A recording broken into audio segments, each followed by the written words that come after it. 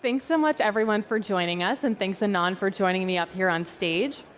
We're going to be talking about the rise of options and VTFs on-chain. So for those of you who don't know yet, you will by the end of this, but a VTF is a vault-traded fund. But let's get into it. All right, to acquaint you a little bit with our speakers, I'm going to give a brief bio of Anand. Anand Gomes is the co-founder of CEO and Paradigm, the largest institutional liquidity network for crypto derivatives, having surpassed $1 trillion in lifetime volume and capturing 30% of the global crypto options market. Wow. He also co-founded Paradex, a decentralized exchange offering 24/7 trading across futures, options, spot, and commodities, with privacy-preserving execution and unified margin across 90-plus markets. And I'm Krista Lynch. I'm an SVP at Grayscale, where I lead ETF capital markets. Grayscale is a leading crypto-based asset manager. Let's get into it. All right, so as we were preparing for this panel, something that really struck me is VTFs and ETFs, which I work in, are both kind of vehicles for investors to get access to hard-to-reach asset classes, trade structures, and other things that might be very hard for individuals or non-sophisticated, non-professional, non-institutional traders to access. So tell me a little bit about what a VTF is and how you would describe it. Yeah, so VTFs is this very interesting new primitive that we came up with last year. It's a play on ETFs, obviously, but for exactly the reason that you said, which is a VTF is effectively just an on-chain account or a portfolio, which can basically what we call it like multi-asset, multi-strategy, but that is also tokenized, right? So in the sense that imagine an on-chain account or smart contract that people can deposit money into permissionlessly, but that account can basically have any type of strategy. First of all, it can have any type of instrument, so spot, perps, options, or some combination. Some strategies. So for example, you can have a Bitcoin yield strategy that sells calls on Bitcoin, whereas you might also have a market making strategy, but you might also have a completely passive strategy that just follows some index, right? So this idea of allowing anybody in the world to deposit or get access to programmable portfolios in a sort of like a permissionless and tokenized way, that is effectively what a vault is. But conceptually it's no different than an ETF. It's just that it is fully on-chain and it is tokenized and permissionless. That's really cool. And we were talking a little bit backstage about how this seems kind of like the next progression for ETFs, the next generation. So I'm very excited to learn more about what you're building. Maybe you can give us a little overview of what you guys are doing at Paradigm to facilitate this type of wrapper, if you will, and even show us a little bit with a demo. Yeah, so Paradigm, we started the Paradigm business in 2019. Like you said, we were, what we're known for is options. And so the direct sort of like tie into this product, for example, and they've actually brought it up on stage here. So for example, you can see the Bitcoin volatility premium, which is a strategy that it is a sub-strategy in this vault. So the main vault is what we call the Giga VTF, or effectively it is a multi-strategy vault that has multiple different strategies. But within it, there is this sub-strategy that is basically it's a way to harvest the volatility premium on Bitcoin. So effectively it means the vault is selling Bitcoin options and collecting the premium as yield, right? Now this is where the Paradigm business comes in, is because the Paradigm business is, it's a way for large investors to basically like buy and sell options in large size. And the vault effectively uses the Paradigm product to go out and basically buy these options or sell these options, excuse me, and then basically those sit in a vault, and then as those options expire, the yield that comes in the vault, it gets collected as it gets distributed to the depositors, basically. Very cool. So if I wanted to plug into this, could I start my own VTF, or could I buy one that's already on the platform? Yeah. So the beauty of the platform is these vaults are completely permissionless. Anyone can spin up a vault. You can, I can, anyone, literally if you pull up your phone, you can literally hit create and create your own vault. But you can also deposit, let's say you don't want to create a vault, you can also deposit in a host of other vaults. If you go out one, just on right the page before this, you see a full list of vaults.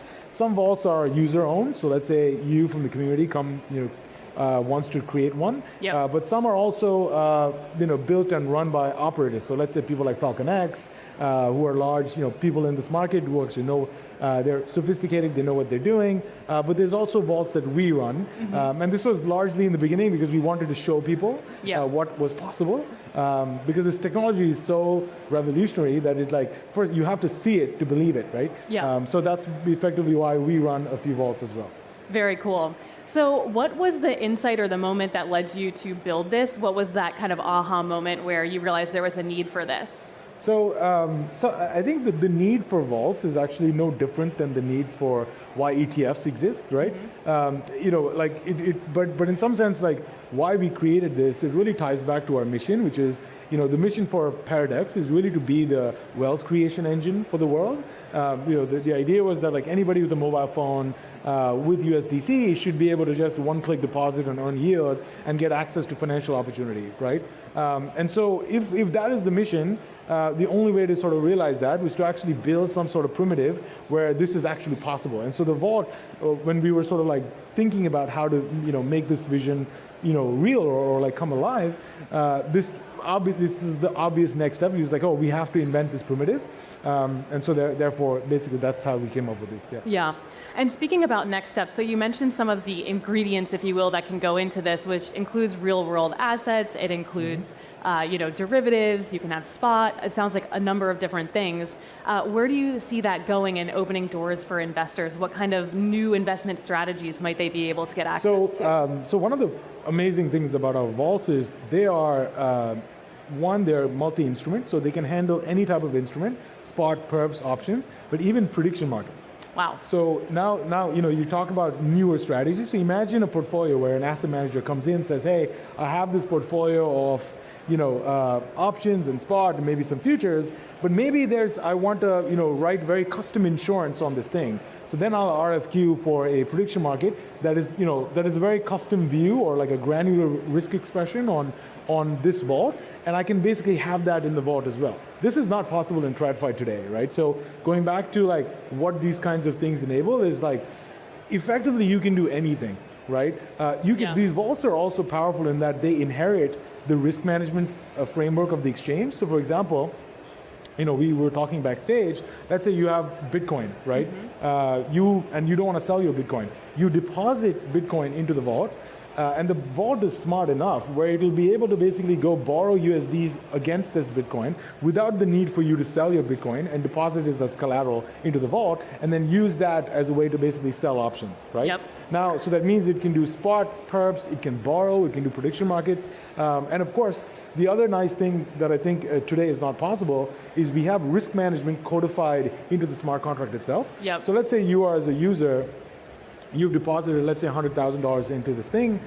We have a feature coming out now, which is effectively will say, hey, if the vault has a drawdown of more than 3%, automatically liquidate my position, right? Now, again, all of this type of risk management is not possible today. You have to go call your asset manager or your fund manager, say, hey, they have to process this request. It takes T plus 5 business days, or maybe you're not even within the redemption window and you can't do it at all. So again, I think this is a completely new world, right? Yeah. It's not like anything we've seen before. Everything is permissionless. You can literally do anything you want. Yeah.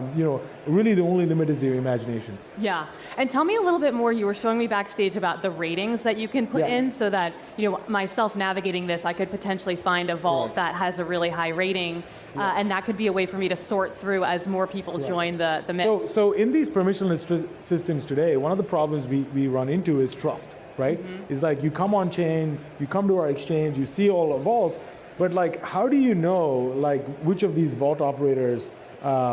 Even though they can't steal your money effectively because they can't withdraw your money because everything's on chain and it's non-custodial, but there's still ways that in some that maybe they might trade a product that you don't want them to trade, right? Yeah. They state a mandate, but then let's say they change their mandate, right? So trust is still a thing. And so we discovered this last year that vaults that are run by us people have no problem putting their money in there. Yeah. But let's say you come on and you don't have a reputation yet, people don't know who you are, you find it's very difficult for you to kind of bootstrap your first 100K or $1 million, right? So then you're like, okay, hey, you know what we can do? We can probably have some mechanism where two things. One, we provide some sort of verification to a vault manager such as yourself. But in addition to that, we can also provide some sort of rating system, right? So that the investor can come, they can basically look at the page, say, okay, what's the APY? Let's look at the past performance. What is the max drawdown, the Sharpe, all of the regular stuff. But then, okay, is there someone actually issuing a rating on this that is like external from the vault manager themselves? And that's where we are experimenting with this. So you see this little A+ sign up top. This is still early days, so don't look at this and say A+ is the equivalent of an S&P rating. It's not. This is just us getting it. But eventually, this is where we think things will go. Yeah. I want to go a little bit into your background. So both of us originally worked in TradFi. We've obviously made our way to DeFi. But tell me a little bit about how that shaped what you've built, and if you saw a need in TradFi in DeFi for some of the stuff that you saw in TradFi. Yeah. So my background was institutional trading. So I came first from an interest rate desk, trading interest rate swaps, options, products, in interest rate derivatives in general, then moved to energy, mostly OTC.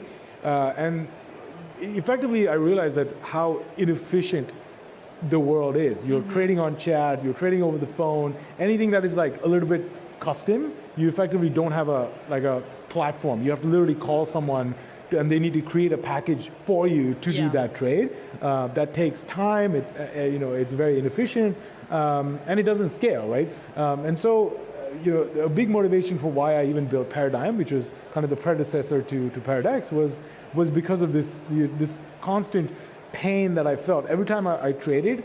I was like, man, this is super painful. Yeah. For me to go from idea generation to execution, it could take 15 minutes to 30 minutes.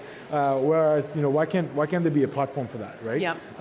So that was initially the motivation for why I built Paradigm, and then effectively now that's morphed to why we built Paradex as well. Yeah. Something I spend a lot of time in my seat on is the convergence between TradFi and DeFi. Even just looking at ETFs, they've been a conduit for so many people who didn't have exposure to digital assets to get into Bitcoin, Ethereum, and so on and so forth.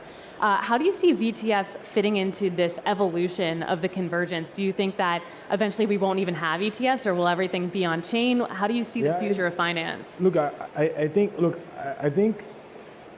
Bitcoin and DeFi in general has had the luxury and the privilege of really building all of these systems from scratch, right? Like when Bitcoin, when crypto was growing in the beginning, literally the whole world said, hey, this is bad, we don't want this infrastructure. So they basically put us in one corner of the world, right? And so we were like, okay, hey, look, if nobody wants to deal with us, we just need to build this infrastructure, from the ground up for ourselves. Yep.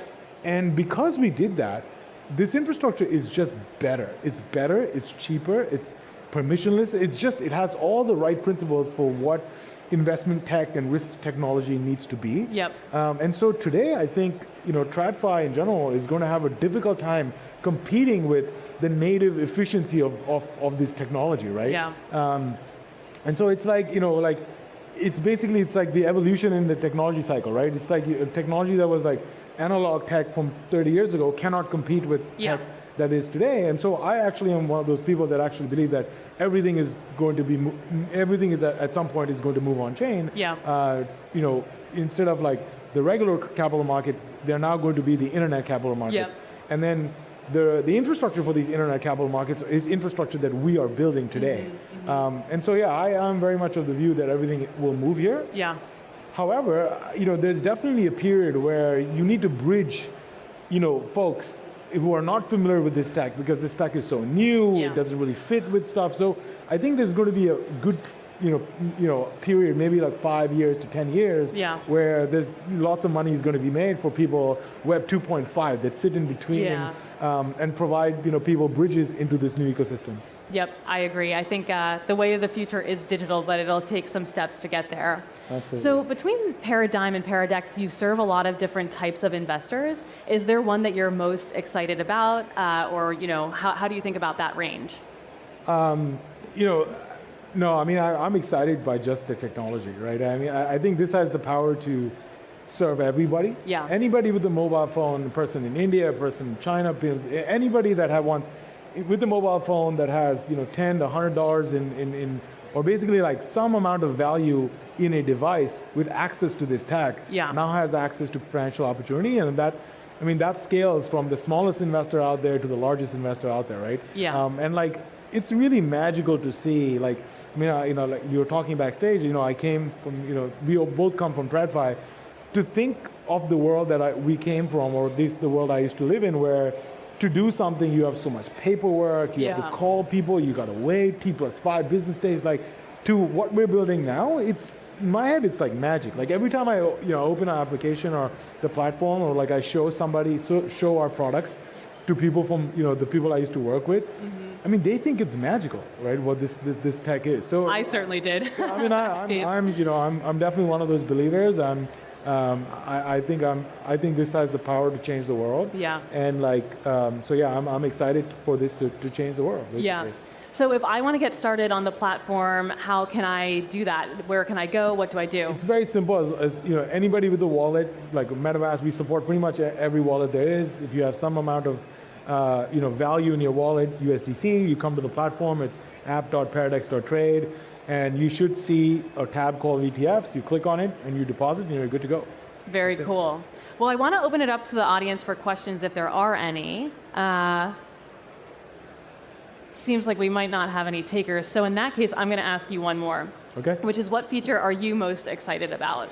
I think the Bitcoin collateral one I'm super excited about. So today we only accept USDC collateral. But we are about to roll out what we call multi-collateral. So effectively, you can come with BTC, ETH, etc., and without selling that, you can now effectively participate in any vault there is. Effectively, there's some really cool tech that allows us to do that, which is this like permissionless lending market that is behind. But think of the hundreds of billions of dollars of Bitcoin that's out there that is looking for yield. There is effectively no way for people to earn yield on Bitcoin today. Right, and so if we show up and we say, hey, you can come, you can deposit your Bitcoin, you can keep Bitcoin, it's self-custodial, so we don't have access to it, and now you can basically generate yield on it by selling options. I'm very, very excited for that because the unlock from value from the TVL perspective is so huge that like even if we get 1% of that, that is like billions of dollars basically. Yeah. Amazing. Well, thank you so much for showing us. I really enjoyed learning about it, and I'm sure everyone else did too. But that was a really interesting and insightful demo, and I look forward to getting in the Paradigm platform to play around with it. Thank you. Thank you again, Anand Gomes from Paradigm. Thank you.